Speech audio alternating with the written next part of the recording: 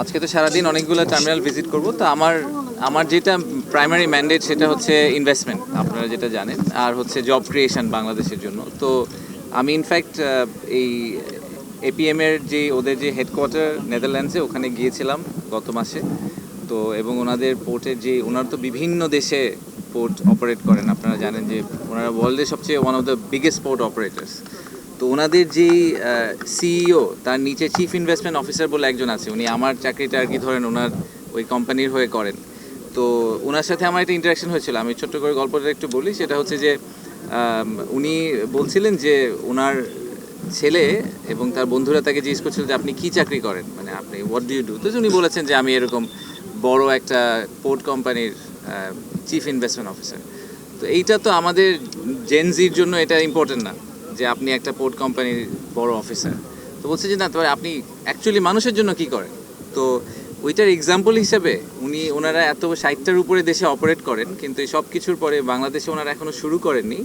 কিন্তু উনি এক্সাম্পল দিয়েছেন বাংলাদেশের। উনি এক্সাম্পলটা দিয়েছেন যে যখন আমরা বাংলাদেশে একটা পোর্ট করার চেষ্টা করছি, এবং সেই পোর্টটা যখন আমি করতে পারবো, যখন আমরা এটা করব, তখন আমরা শুধুমাত্র এটা জাস্ট নট আ পোর্ট, এটা বাংলাদেশের মানুষের হাজার হাজার মানুষের কর্মসংস্থান, তাদের টোটাল ইকোনমির যে ডেভেলপমেন্ট, এই পুরোটাতে একটা এক্সেপশনাল ভূমিকা রাখবে। সো হয়তো ভবিষ্যতের জেনারেশনের পর জেনারেশন এই পোর্টের কারণে নতুনভাবে চাকরি পাবে, তাদের বাচ্চারা এডুকেশনে যাবে।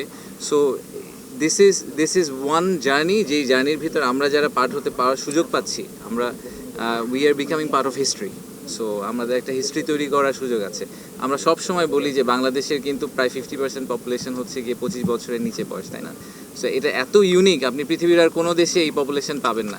তো তাদের ভবিষ্যৎ যে যে ভালো হবে, সেটাকে এনশিওর করার কিন্তু একমাত্র উপায় হচ্ছে আমাদের দেশকে একটা ম্যানুফ্যাকচারিং হাব করা, এবং সেটার জন্য port capacity is very important.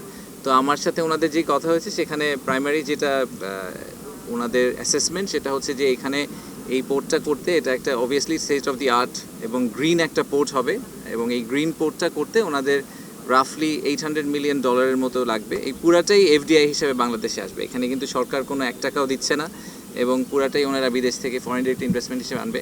Context হিসেবে বলি, আপনারা জানেন যে বাংলাদেশের এফডিআই নাম্বারটা কিন্তু খুবই ছোট। আমাদের যেটা জেনুইন ট্রু এফডিআই, যেটাকে আমরা বলি যে একুইটি হিসেবে যে নাম্বারটা ঢুকে, সেই নাম্বারটা কিন্তু প্রতি বছরই আমাদের 400, 500, 600, 700 মিলিয়নের বেশি আসে না। তো এই একটা প্রজেক্টে যদি আমাদের $800 মিলিয়ন এফডিআই আসে, এবং এপিএম এর মতো একটা ভালো কোম্পানি থাকে, সেটা আমাদের দেশের ইকোনমির জন্য এবং ওভারঅল আমাদের ফাইন্যান্সিয়াল হেলথের জন্য ইজ ভেরি ভেরি ক্রুশাল।